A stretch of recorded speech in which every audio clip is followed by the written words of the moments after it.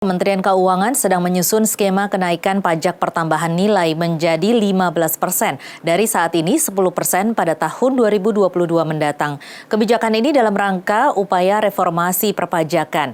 Menanggapi hal ini, berbagai kalangan pun mengkhawatirkan kebijakan ini dapat menggerus daya beli masyarakat. Pemirsa, inilah Dialog Nusantara Petang.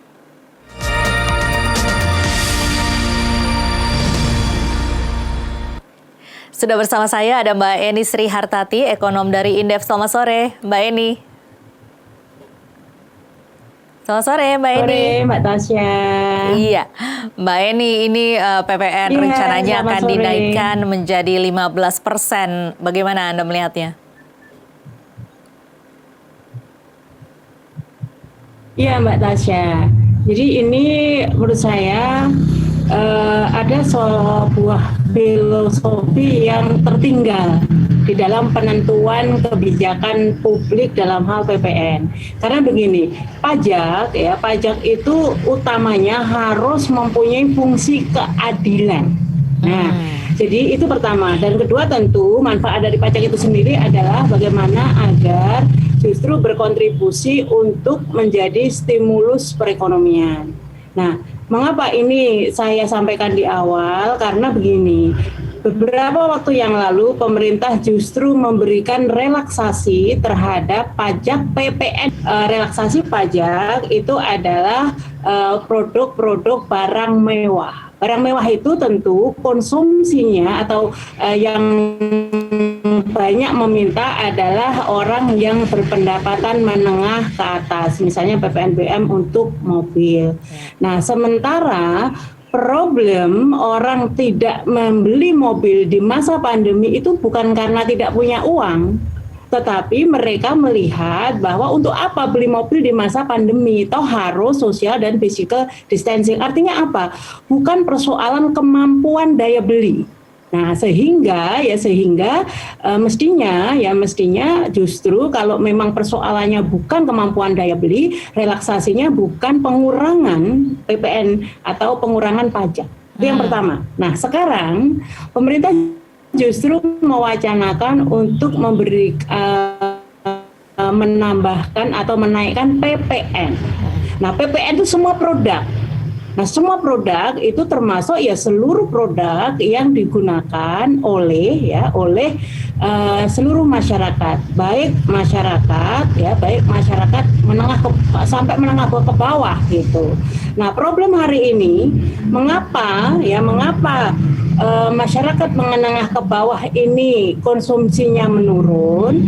Karena daya beli mereka turun, gitu loh. Daya beli mereka itu justru tergerus karena pendapatan mereka turun. Nah, mestinya justru kalau kondisinya seperti itu, justru bukan dinaikkan PPN-nya. Kalau dinaikkan, otomatis justru semakin membebani masyarakat. Artinya apa? Daya beli masyarakat ini akan semakin turun. Nah, jadi filosofi ini yang kita nggak nyambung gitu kan dengan wacana kenaikan PPN setelah justru pemerintah banyak sekali memberikan relaksasi pajak untuk korporasi besar berupa pajak korporasi, pajak badan usaha kan diturunkan, pajak PPNBM diturunkan. Tetapi kenapa justru PPN yang ini melingkupi seluruh kebutuhan masyarakat? Karena PPN itu objeknya adalah produk.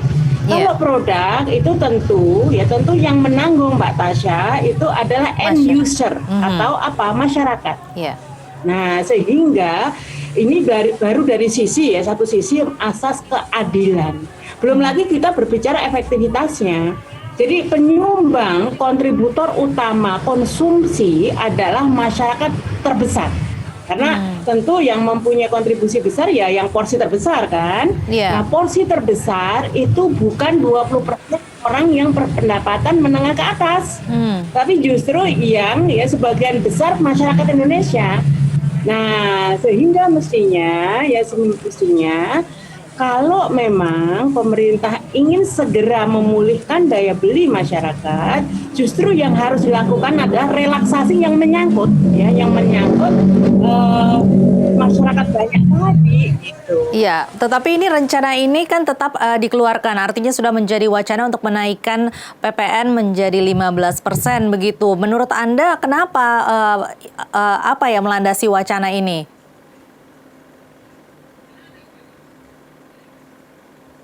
Mbak Eni? Yang pasti yang melandasi adalah shortfall dari penerimaan pajak. Shortfall dari penerimaan pajak. Jadi karena pajak, ya pajak ini kan 2 tahun terakhir ini mengalami penurunan yang luar biasa. Nah, jadi kalau sampai dengan kemarin ya 2020 ini kan turunnya besar sekali. Jadi pajak kita yang biasanya penerimaan pajak itu sudah di atas 1.000, kemarin turun lagi hanya sekitar bahkan di bawah 1.000. Nah, sehingga pemerintah kan harus mencari objek-objek pajak baru, baik melalui intensifikasi maupun ekstensifikasi pajak. Iya, jika memang semata-mata ini merupakan reformasi pajak begitu ya Mbak Eni, apakah harus diambil kebijakan ini? Apakah tidak bisa menggunakan alternatif lain begitu atau memilih alternatif lain? Terlalu banyak Mbak Tasya. Iya, Mbak Eni? Mbak Eni? Masih terlalu banyak instrumen untuk mengoptimalkan penerimaan pajak kita. Jadi sekarang berapa yang melakukan penghindaran pajak dengan yang melakukan kepatuhan pajak itu jauh lebih besar yang melakukan penghindaran untuk terutama di korporasi besar. Jadi kalau kita lihat struktur penerimaan pajak kita ini kan terbesar adalah PPH. PPH memang terbesar PPH badan. Nah juga kalau kita lihat struktur dari PPH pribadi ini kecil sekali, nggak ada hanya sekitar 100-an triliun. Padahal saya pernah berhitung pajak dari yang masuk itu mestinya kalau pemerintah benar-benar mengenakan pajak progresif itu sudah sekitar 70-an triliun dari yang masuk majalah Forbes. Nah, ini ada sekitar 270-an juta orang warga negara Indonesia, katakanlah yang benar-benar pendapatannya kena pajak, yang termasuk golongan menengah tadi saja gitu kan, itu sudah lebih dari 150 juta orang.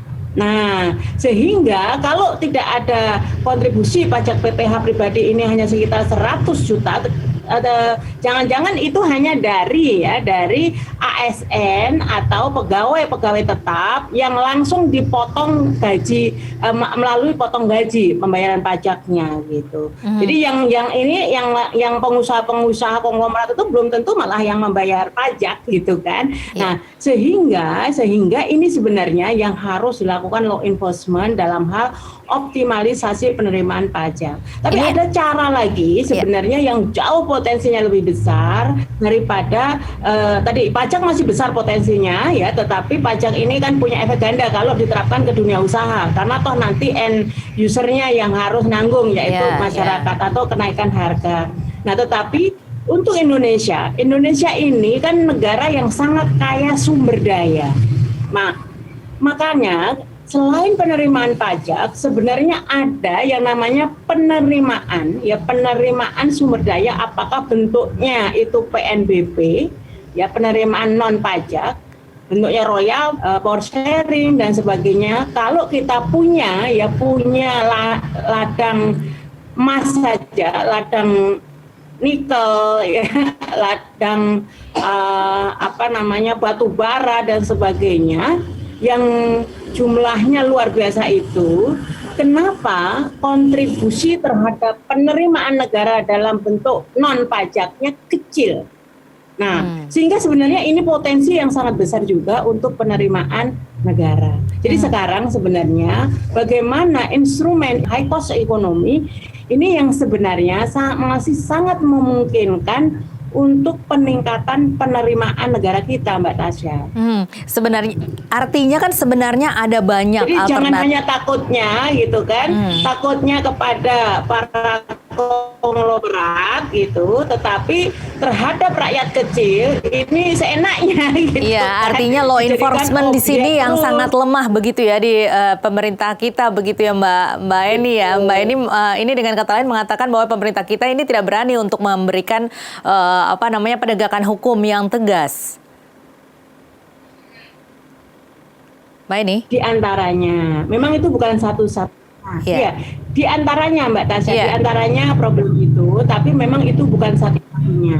Problemnya lagi adalah administrasi dan data. Jadi data dan administrasi perpajakan kita itu sama sebenarnya dengan data DTKS yang kemarin disentil oleh Mensos atau Menteri Sosial. Jadi data-data mengenai NPWP dan sebagainya ini masih lemah sekali. Nah, sehingga dan data ganda juga masih sangat banyak, data kependudukan kita juga masih sangat amburadul gitu kan. Nah, sehingga itu semuanya yang menyebabkan dari potensi pajak yang besar tadi, maka yang terbesar justru yang melakukan penghindaran.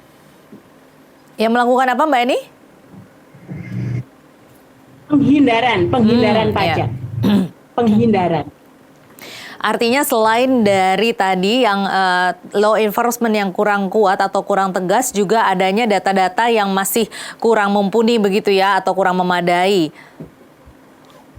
Betul, betul. Iya, ini salah satu dari alasan pemerintah mengeluarkan wacana untuk menaikkan 15% PPN ini juga pada tahun 2023 nanti juga akan mengejar defisit anggaran APBN yang harus berada di bawah 3% terhadap produk domestik bruto. Sebenarnya apakah memang harus ini yang ditempuh ataukah memang hambatan-hambatan tadi yang menurut Mbak Eni akhirnya membuat pemerintah mengambil kebijakan yang ini?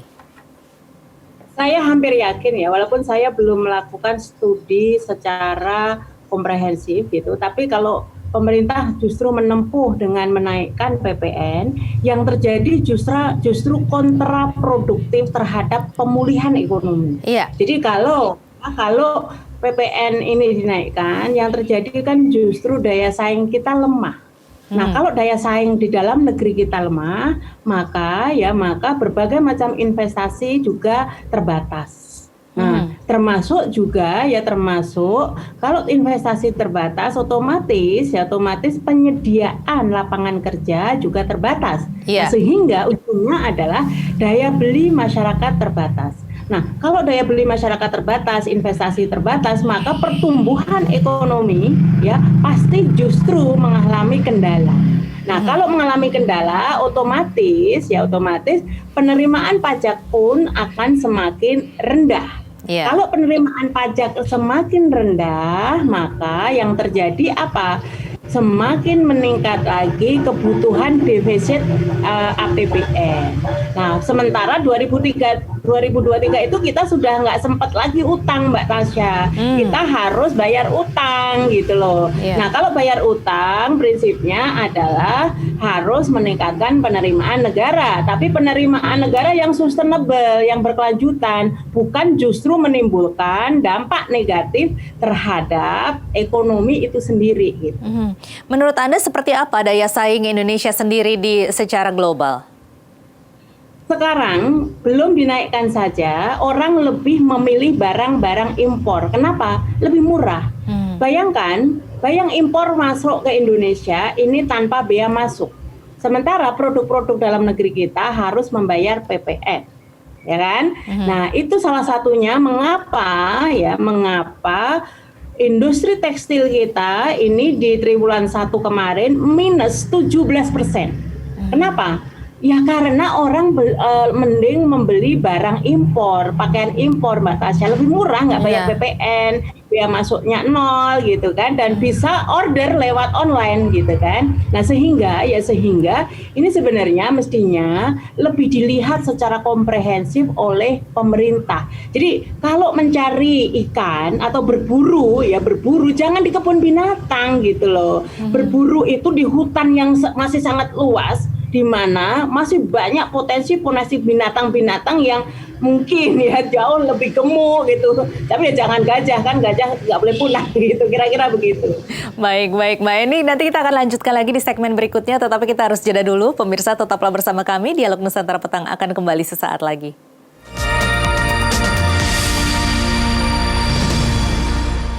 Tadi Anda mengatakan bahwa memang saat ini negara kita sebenarnya masih sulit begitu ya untuk memiliki daya saing secara global, apalagi saat ini dinaikkan begitu tarif PPN-nya. Kalau begitu, apa yang harus dilakukan oleh pemerintah saat ini untuk bisa mencapai kemungkinan tadi kan ya, karena adanya target untuk di tahun 2023 begitu menekan defisit APBN di bawah 3% ini, kemudian juga meningkatkan penerimaan negara. Nah, apa yang harus dilakukan pemerintah sehingga tidak mengorbankan masyarakat?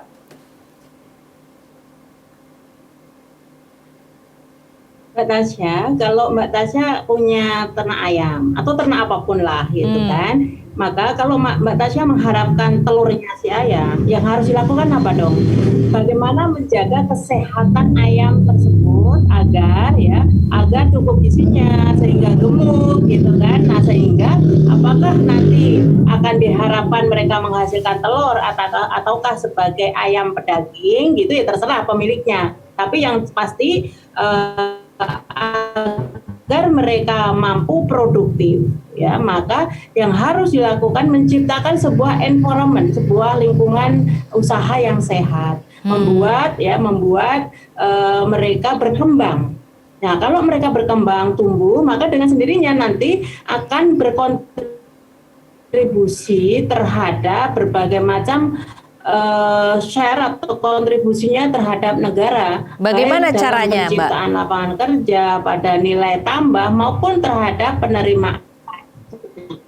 Baik, bagaimana caranya untuk menciptakan lingkungan yang termasuk sehat penerimaan ini? pajak gitu. Bebeknya jangan dipukul-pukul dulu gitu kan. Artinya jangan dibebani dengan berbagai macam high cost yang menyebabkan mereka high cost ekonomi, termasuk beban pajak. Artinya saat ini waktunya belum tepat ya, Mbak ya?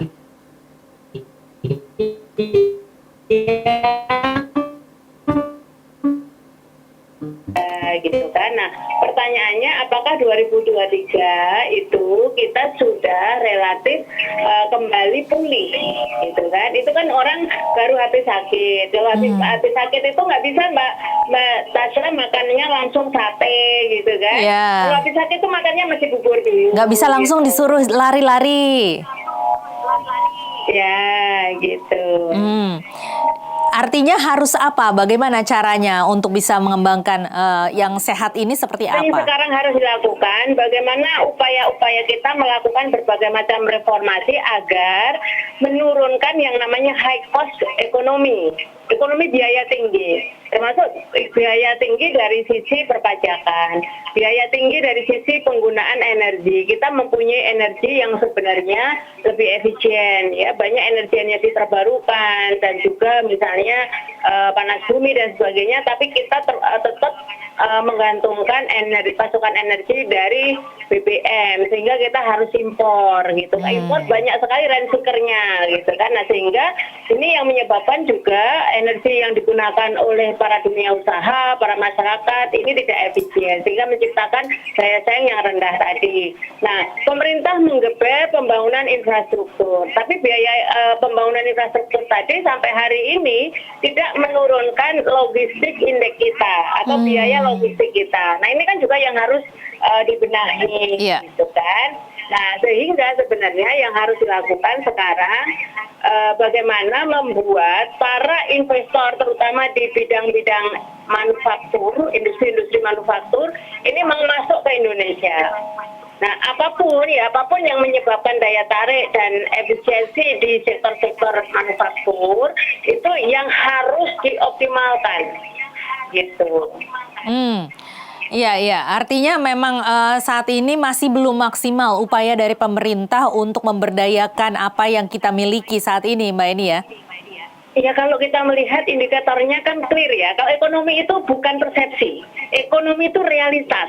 Jadi kalau investasi yang datang ke Indonesia masih kecil, terutama investasi-investasi di sektor-sektor manufaktur. Mereka hanya tertarik di jasa, terutama jasa logistik, gitu kan. Artinya apa? Artinya ada yang salah di investasi bidang-bidang manufaktur tadi, gitu. Nah, sehingga mestinya justru ini yang menjadi bahan evaluasi dari kita semua, tidak pemerintah juga masyarakat, gitu. Nah, sehingga penerimaan pajak kita akan tetap optimal, tetapi sustainable. Artinya sustainable itu tidak memberikan shock, tidak memberikan dampak terhadap iklim investasi yang kondusif. Iya, artinya langkah ini terlalu terburu-buru Anda menilai, begitu kan Mbak Eni? Kalau begitu, kapan kira-kira? Sebenarnya yang kita perlukan itu kan biasanya ini masih mending Mbak Tasya.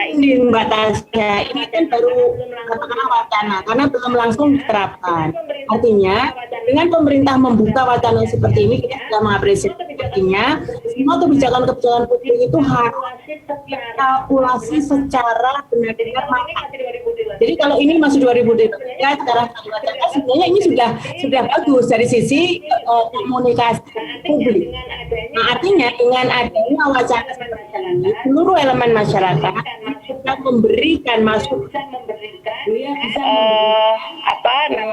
pengalaman bagaimana nanti dampaknya dari sisi dunia usaha, gitu, dan bagaimana para akademisi juga bisa melakukan berbagai macam simulasi kebijakan melalui modeling dan sebagainya, gitu, dan bagaimana mengukur kira-kira nanti dampaknya terhadap perekonomian, gitu. Nah, ini bagus menurut saya. Jadi kalau ini sebatas masih wacana, silahkan terus dibuka seluas-luasnya terhadap seluruh stakeholder. Jadi tidak hanya dunia usaha, tapi juga ke para akademisi, teman-teman aktivis ya, lembaga sosial masyarakat, gitu, budaya masyarakat dan sebagainya. Jadi termasuk ke mahasiswa, gitu kan, bisa menjadi nanti diskusi-diskusi publik, diskursus publik, sehingga nanti terakhir ketika pemerintah mengambil sebuah kebijakan itu sudah benar-benar dengan pertimbangan yang sangat-sangat matang dan komprehensif. Kapan kira-kira Anda memperkirakan bahwa kenaikan tarif dengan PPN ataupun kebijakan ini bisa diimplementasikan dengan waktu yang tepat? Kapan kira-kira? White paper-nya dulu. Yang penting harus ada white paper dulu, namanya white paper. Sekarang ya naskah akademis atau kajian yang komprehensif tadi. Jadi silakan ketika misalnya ada sebuah kajian yang benar-benar komprehensif, benar-benar lengkap, gitu, bisa mengukur dari sisi manfaat dan juga kerugian ekonominya, maka disitulah sebenarnya the best choice dari sebuah kebijakan publik. Ya, untuk sementara waktu ini sebaiknya pemerintah membuat itu dulu untuk kemudian sambil membuat itu dengan kata lain tadi juga melakukan upaya-upaya dengan memberdayakan potensi-potensi yang ada pada saat ini dulu, begitu ya Mbak Eni? Iya, betul, setuju. Baik kalau begitu artinya saat ini sebaiknya tidak diberlakukan begitu ya wacana peningkatan tarif. Wacanya masih 2023. Saya dengar memang masih 2023. Artinya sekarang masih dalam posisi public hearing, kita kira-kira begitulah, menyerap masukan dari publik dan sebagainya. Asal ya jangan tutup telinga. Jadi telinganya harus sipit justru, gitu kan. Supaya apa? Supaya antara ini kan juga pasti akan banyak pro kontra. Tapi dari banyak yang pro kontra itu kan bisa disaring. Mana yang punya argumen objektif, gitu kan. Mana yang argumennya hanya untuk kepentingan kelompok atau kepentingan parsial, gitu. Iya, karena memang ini salah satu yang bisa dilakukan adalah juga dengan penerapan single tarif PPN, kemudian juga ataupun multi tarif PPN, di mana itu juga kalau untuk menerapkan multi tarif PPN itu kan harus mengubah atau merevisi undang-undang lagi ya Mbak Eni? Betul. Jadi memang di banyak negara pajak PPN ini kan adanya tax sale ya, atau pajak penjualan. Dulu kita pernah melakukan itu. Nah, menurut saya lebih baik ya ketika administrasi perpajakan kita masih amburadul, datanya juga masih amburadul, dan yang terlebih lagi kita masih punya yang namanya underground ekonomi yang sangat besar dan juga sektor informal yang sangat besar. Nah, menurut saya dengan kondisi seperti itu mendingan kita lebih banyak menggunakan pajak kenal untuk pajak penjualan, bukan pajak pertambahan nilai. Karena pertambahan nilai ini kan administrasinya harus bagus. Jadi berapa kali misalnya ada proses pertambahan nilai. Tapi kalau dari pajak penjualan itu langsung di ujung yang dihitung dari produsennya. Nah, daripada mengawasi jalur distribusi yang panjangnya minta ampun itu setiap produk, jalur distribusi produk ini kan minimal ada 5 jaringan distribusi dari mulai pedagang besar sampai konsumen. Nah, siapa yang mau memantau itu dengan administrasi pajak yang masih kacau begini? Nah, tapi kalau memantau produsen itu kan tinggal di industri-industri yang menghasilkan itu. Berapa mereka misalnya memproduksi barang tersebut, ya. Nah, nanti tinggal dicek yang dibayar konsumen berapa. Nah, sehingga mengevaluasinya, memantaunya, memonitornya itu jauh lebih sederhana dengan pajak penjualan daripada PPN. Ya, kalaupun memang dengan meningkatkan atau menaikkan tarif PPN ini, ya tentunya masih panjang juga begitu ya Mbak Eni, selain juga harus melakukan evaluasi-evaluasi tadi. Yang paling utama begini, sebuah kebijakan publik itu harus benar-benar dilakukan secara matang. Jadi jangan hanya jadi sepihak, mentang-mentang pemerintah punya yang namanya power policy maker, membuat kebijakan. Nah, sehingga membuat kebijakan yang justru menimbulkan distorsi terhadap perekonomian. Nah, sebaiknya apapun kebijakannya yang nantinya akan diambil, lakukanlah public hearing secara betul-betul komprehensif dan melibatkan seluruh stakeholder sehingga ramai waktu kebijakan itu disusun nggak masalah. Tapi begitu kebijakan itu diimplementasikan, itu udah minimal ke zero gitu kan, pengingkaran. Jadi lebih kepada kepatuhan yang optimal. Baik Mbak Eni, terima kasih banyak telah bergabung bersama kami di Dialog Nusantara Petang. Tasya. Pemirsa, itulah tadi ekonom dari Indef, Eni Srihartati.